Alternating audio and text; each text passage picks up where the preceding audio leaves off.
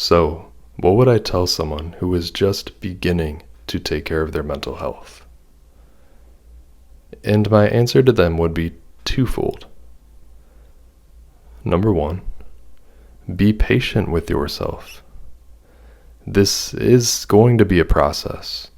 It takes time and deliberate effort to look back into the past, to reflect, to compassionately understand what made you who you are, to understand the societal programming and the familial conditioning, to craft a new narrative for yourself, to let that new narrative integrate itself into your being, and move forward with resilience.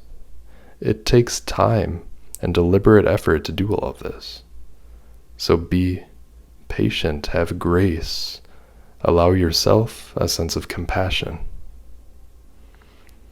The other thing that I would say, going off of our first point, is that mental health is a skill that is cultivated again over time. And it happens by tending to the inner landscape of the mind every day. It is a skill.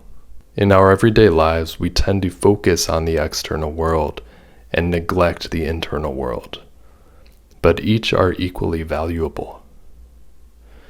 We need to tend to the material things in our lives, our finances, our families, our loved ones, our relationships, our health, physical.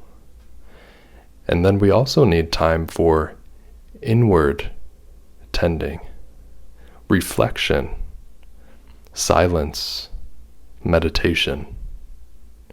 This is equally as important to tending to things in the outer world.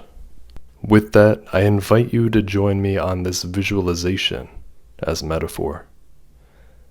So sit back, close your eyes if you wish, and allow yourself to truly visualize this scenario in your mind's eye.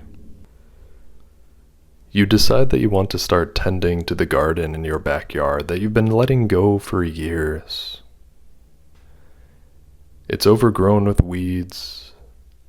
You can hardly differentiate it from the grass around it. And this initially seems like a daunting task. Where do I begin? You ask yourself.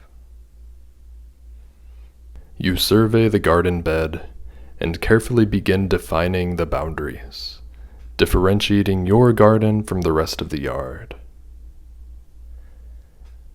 This leads to slowly and gently pulling out the weeds. You notice that some of the weeds have deeper roots than others, necessitating more attention. And you come to the realization that this process will indeed take time. You also notice that there are still many flowers and vegetable plants growing from the previous seasons. You begin to till the land, and the decomposing foliage of the weeds that you have pulled now acts as nutrient to the fertile soil. At last, you take a step back, excited for the newfound space for growth to occur. And with anticipation, you select the new seeds for your garden, plotting its different sections. You gently plant the seeds in the wonderfully rich, dark soil, allowing enough space between each of them so that they can grow effectively. And then, with patience and consistency, you allow nature to take its course. You check the moisture of the soil daily, watering and adding more nutrients when needed. You carefully inspect the conditions of the plants, examining for signs of wilting or pests. And over the weeks, you begin to have a thriving garden ecosystem. Every now and then a weed returns, and you understand where it comes from. You gently pull it from the soil, allowing your main plants to continue to thrive. Now, what does this mean for the gardens of our mind? First and foremost, we start to see the signs that we need to tend to our mental health. We survey our mind garden. We see signs of overgrowth of weeds in the forms of lethargy, lack of focus, anxiety. There's even grass from the outside of the garden growing in, the influence of other people that we haven't had time to reflect on or let go of. We begin to care for our mind garden by creating boundaries and routines that allow for spaciousness, rest, and reflection. It's important to define our boundaries so we know where I end and you begin. And as we set our boundaries, we also gently address the weeds, the patterns of negative thoughts, unhealthy habits, and potentially unsettled trauma, recognizing that some issues will take more time and effort to resolve than others.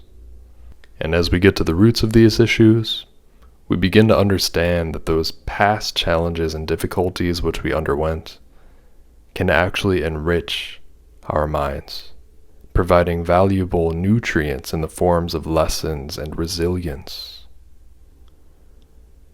Then, in that nutrient-dense soil, we spaciously plant and tend to the seeds of qualities and values of our choosing.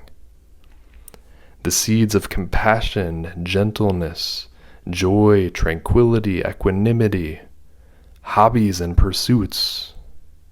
And we nurture these seeds and plant them with careful attention.